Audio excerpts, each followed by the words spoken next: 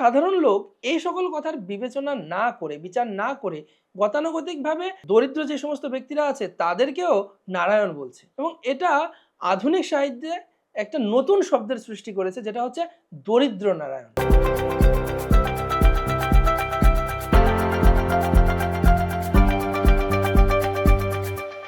হরে কৃষ্ণ, সবাইকে স্বাগত মিশানো কথায়।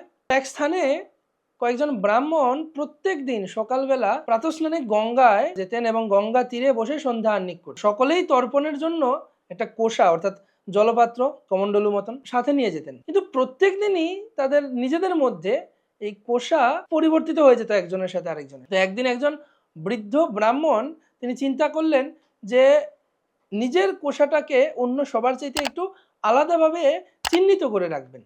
তার জন্য তিনি একটা উপায়ও খুঁজে বের করলেন।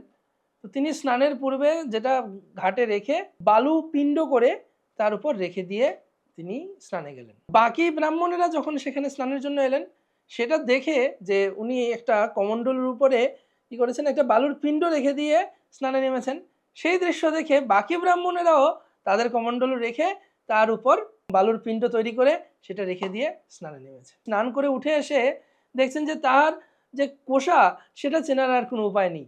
কারণ কি, বাকি সকল ব্রাহ্মণরা একই কাজ করেছেন, যে সকলেই সেই কোষার উপরে একটা করে বালুপিণ্ড রেখে দিয়ে স্নানে নেমেছে। তো এই দৃশ্য দেখে তো ওই ব্রাহ্মণ কি ভাবছেন যে এই ব্রাহ্মণেরা, এই লোকগুলো কি গতানুগতিশীল, প্রকৃত বিষয়টা বোঝার চেষ্টা না করে তারা এরকম অপরের দেখা দেখি, আমার দেখা দেখি এই কাজটা করছে। তারা যদি বুদ্ধিপূর্বক কার্য করত তবে সকলেই এই প্রকার চিহ্ন দিত না, এই একই রকম চিহ্ন দিত না। তো আমাদের আধুনিক সমাজের ধর্মকর্মের চেষ্টাটাও ঠিক এইরকম। সমাজে ও সাহিত্যে এইরূপ কতগুলি আচারের ও কথার সৃষ্টি হয়েছে যা লোকে প্রকৃত বিষয়টা কি বা প্রকৃত বিষয়টি কি হওয়া উচিত তা মোটেই বিচার না করে কেবল অন্ধভাবে অপরের অনুকরণ করে চলছে। আমরা জানি যে যিনি ঐশ্বর্যের অধিষ্ঠাত্রী দেবী তিনি হচ্ছেন লক্ষ্মী দেবী। সেই লক্ষ্মী দেবী যার পদসেবা করেন তিনি হচ্ছেন শ্রী নারায়ণ।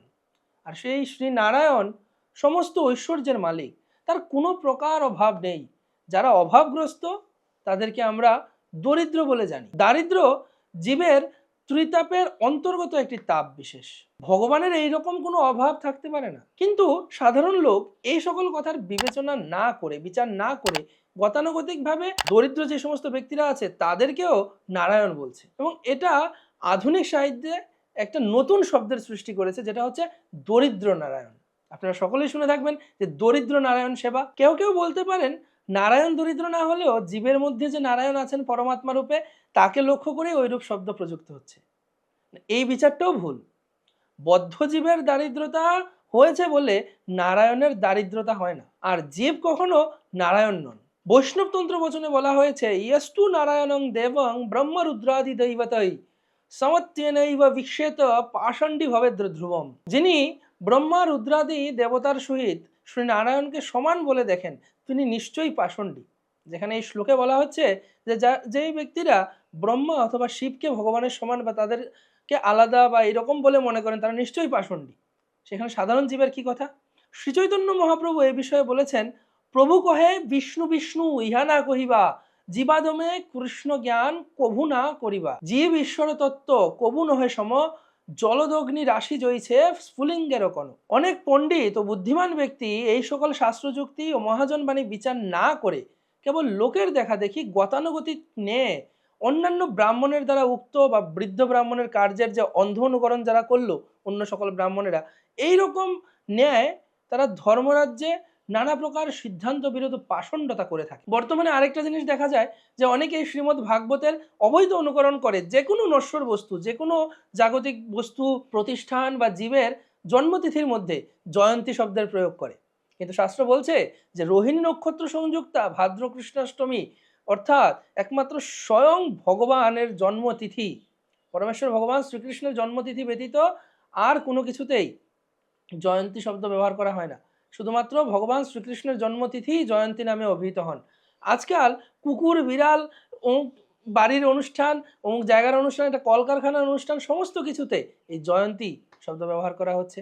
জড় সাহিত্যিকগণ গতানুগতিকভাবে এই অন্ধ অনুকরণ করেই যাচ্ছেন এবং এই অন্ধ অনুকরণের মাধ্যমে ভগবানের চরণে অজ্ঞাতসারে না হয় জ্ঞাতসারে নানা রকম অপরাধ করেই যাচ্ছেন।